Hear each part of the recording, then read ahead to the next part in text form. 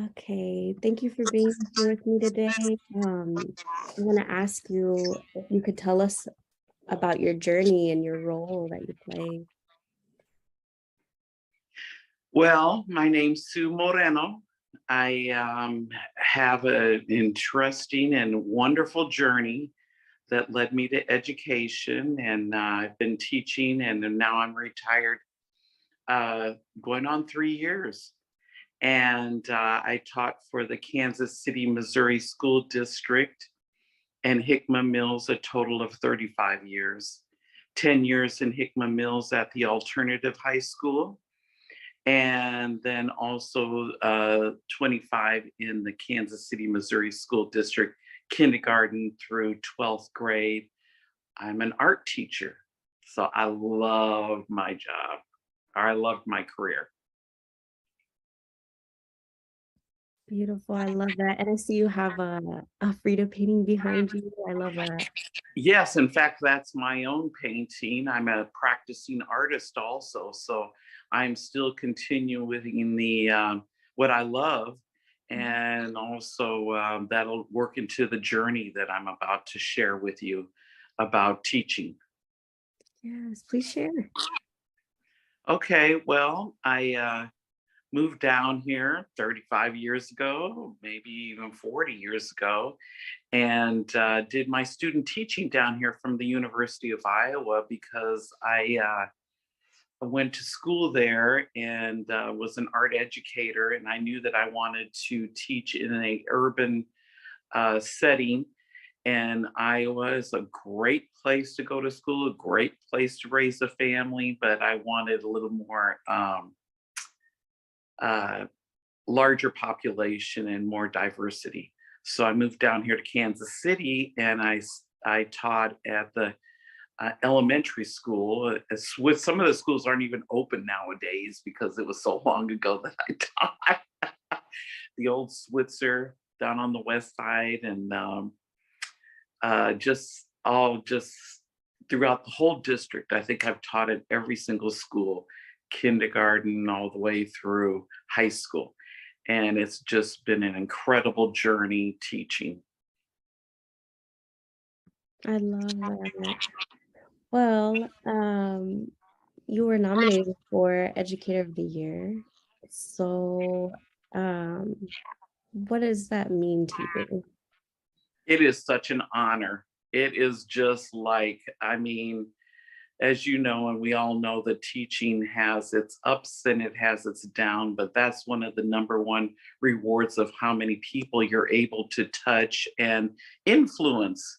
And because it was through art, it was something that I was very passionate and still am real passionate about, is teaching the appreciation and the love of art, especially our Hispanic heritage.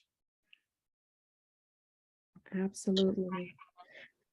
So with that being said, um, data shows that representation in schools matter, right?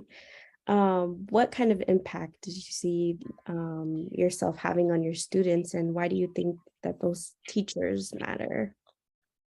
Well, I think when I started back in the early 80s, desegregation had just started in our schools, believe it or not, in Kansas City, Missouri public schools. And they had the big funding, and they were shipping kids in and trading them off to rural areas and sending our kids out to rural areas to start integrating the schools, which is amazing to me. Back in the 80s, they were still doing that, but at least it was change, positive change. So I was hired during that time period, and I started teaching at a school that was did not have, but it was in the West Side, Switzer Elementary School, and which is now condos. Just so weird. But anyway, uh, I started teaching there and loved it. And we had the Hispanic community there in the West Side, and there wasn't as many Hispanic teachers, but there was. That's all that was in the buildings back then. Mostly is African American teachers and Hispanic teachers and workers. So that was a wonderful place to get started. And of course, the West Side's always great community support in that. And then I went to different elementary schools, JJ Pershing, and that's when, pretty much it was pretty segregated, Kansas City, Missouri, into more economics than race, but by both, because they both go hand in hand. And I love that experience too. And that was mostly with African American teachers, and that was back in the day when we dressed up, and we actually it was the profession was very well respected, and it was an honor to be either a priest, a nurse, or a teacher in our community. You know how that was, but or a nun. So anyway, so I chose teaching, and of course my passion was art. So I taught there in the elementary schools, Foreign Language Academy, Wheatley Elementary, for the developmentally disabled students that were either deaf or blind. So each experience was totally powerful and different within the district. And then I went to the middle school with Foreign Language Academy, and that was wonderful because during that time period, they had hired a lot of teachers from Mexico, Puerto Rico, uh, Africa, Canada, France. Anyway, they just you had German, because we taught those three. It was that Foreign Language Academy. But it was great working with all the teachers that were international, and really a cool community. So I've had that blessing, and under the guidance of Dr. Budestein, who is one of my favorite administrators. And after that, I went to the Hickman Mills School District because I every so many years as a teacher, I wanted a different experience. So I wanted the clientele of students that were not included in the alternative school situations. So you either had to have brought drugs to school, a gun, or for some reason been kicked out of school and sent to the special setting in Hickman Mills, which was called, oh my God, can't even remember what it was called now. But anyway, it was their alternative school. And it was wonderful teaching there in a small group. We only had 50 kids max, and they were there and had, of course, sometimes those were my most creative students because they had emotionally so much to say and so much to share, and not always the best experiences with education. So our clientele was mostly African American and Hispanic. I mean, hate to say it, but or else that had like a lot back then, a lot of emotional issues, or for the maybe because of the foster homes or different reasons people were placed there temporary. So I taught there for 10 years, and then I went back to the district. And I ended up at Northeast High School. Woo woo, Vikings. I love that school. And so I was teaching there. So enough about and that's a great school because it has students from internationally everywhere. And just really, it's like one of the oldest high schools in the district. And it's still in existence and still going. My dog's over here trying to get into the show. And so, Ginger. And so I taught there. It ended my career there, but I didn't end it because I retired, and I went back to mentoring and working with collaboration with Arts Tech, which is a non-for-profit um, art organization that helps mentor high school students in the Kansas City area, and not just public schools, but all schools. So we have students from Crystal Ray, Southeast, Guadalupe Center, from everywhere come, and they learn specifically how to become and enhance their art experience either professionally or throughout the community, so they can get commissioned different programs and different arts through. I do ceramics, so that's my big thing, ceramics and painting and multimedia. So I went down there and I started teaching, and I've always fallen in love with arts tech. It's always had a real special place in my heart. So I work with them, and then I started getting uh, having more time to do what I wanted to do because retired, can't wait. It's the best thing ever. Yeah. But I find myself more busy than anything because I have been collaborating and want to in the future with Latino Arts Foundation with Deanna Munoz. I have been had the pleasure of Jenny Mendez and Kiki at Maddie Rhodes encouraging me to show my own art, and they have been wonderful about that. So they help guide me along the way, and I've had participation in those shows too, and I love it. So now I'm on that end of just going back and mentoring and working maybe one day a week, teaching art, entrepreneurship, how to market your work out there, how to network, trying to influence young people on how to exhibit your work and how to get it out there. But I ran into an opportunity that I love working with Dr. Marshall in doing some professional development with specifically art teachers that are just coming into the district and the older ones that have been there for a while that are seasoned, I call.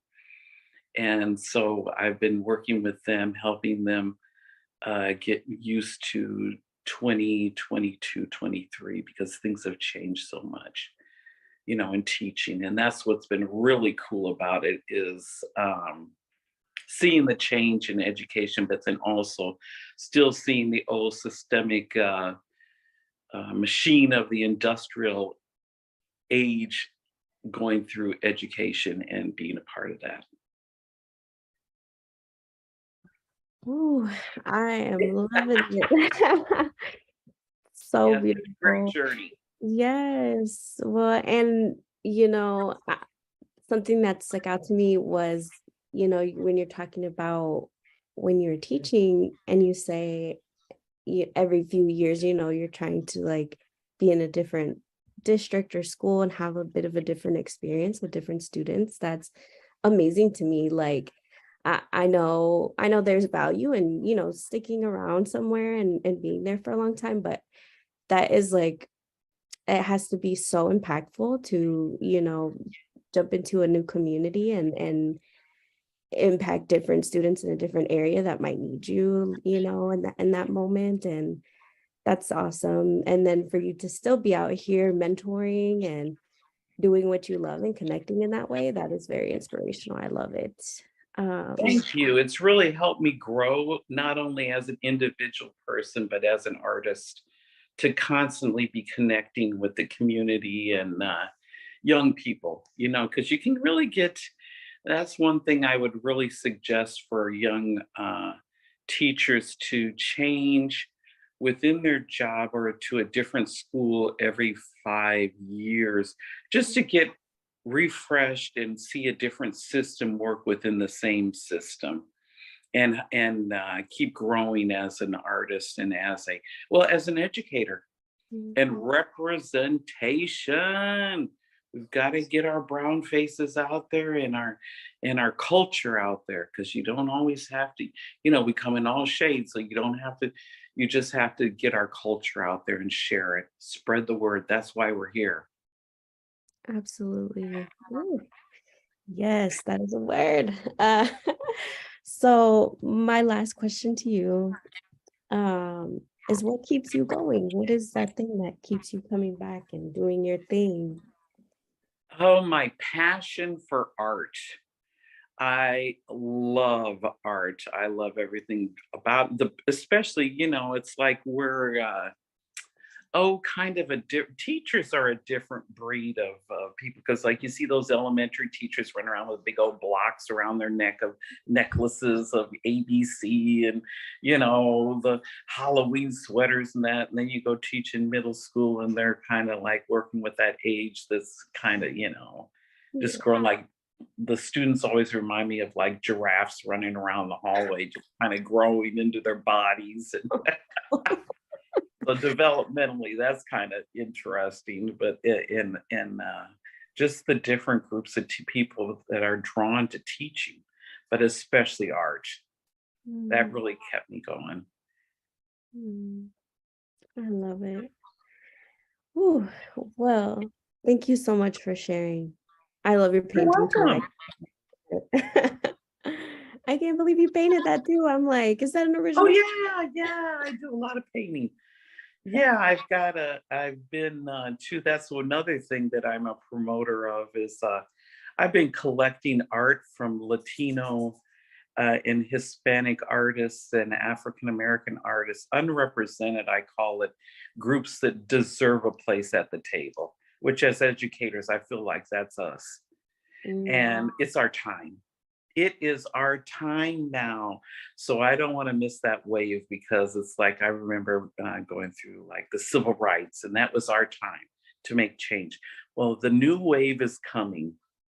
Get on board, educators. mm. And I just love. I have a collection, a huge collection of artwork that I'll be showing within Kansas City at the different venues and museums coming soon that I've collected. Yeah. Do you have more information about that? Something that we can share? I would love to, because like I said, I have Chico Sierra here, Oh, yeah. and I've collected a lot of his work. I've got artwork from all over the Midwest. I mean, I have my own work here.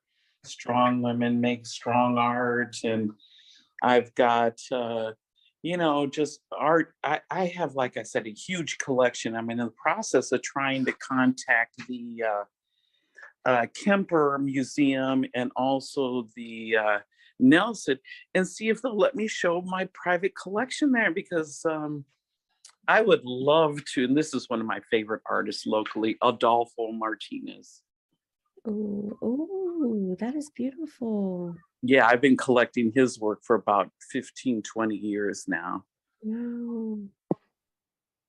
Oh, menudo. That's Yeah, and this is just, I've got like art everywhere, but I just really encourage us as a culture to start collecting artwork of local artists, and it's so important to have original art in your house.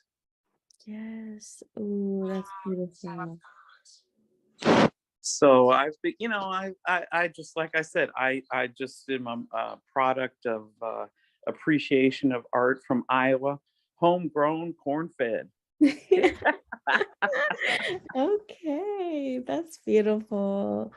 Well, what an honor to have this conversation with you. Thank you so much for sharing. Oh, wow. My parents, of course, gotta have Oh, them in there, drew them. oh, that is beautiful. Yeah, yeah. So I always pay homage to, my grandparents, you Wow. know. So I have to have art all around me and the people that have influenced me, because that's why I'm here. Amen. Yes. Do you get commissioned sometimes? Is that something you do? Yeah, I do, but right now my role is more to connect other artists with other artists and different opportunities. So I'm doing that. So I'm trying, like yesterday, I went to the Latina Leadership Conference, and that was so powerfully great down Wow. at the Ewan Kaufman Center. And it was really dynamic. Oh, And to see all those young Latinas like yourself just out there making it and participating, showing up. And mm, then I went to one of your events, and that's what got me really interested in really engaging back in and doing what I love to do with the Ewan Kaufman Hispanic conference you guys just had not too long ago. And it was powerful to see all those young people in that. It really, it brought me almost to tears because I was like, oh my God, the wave's coming back again. Yes, yes. Oh, I love that. I appreciate that. That makes my heart skip a beat. Our evolution. Yeah. People going back in, believing in education, believing, going back to the grassroots of our community and giving back and mentoring, showing up. Absolutely. Yes, absolutely. Well, Sue, thank you so much for sharing. Is there anything Oh, else you want to add or share? no, other than just keep representing and showing up. That's huge, to show up. Be your word. Show up.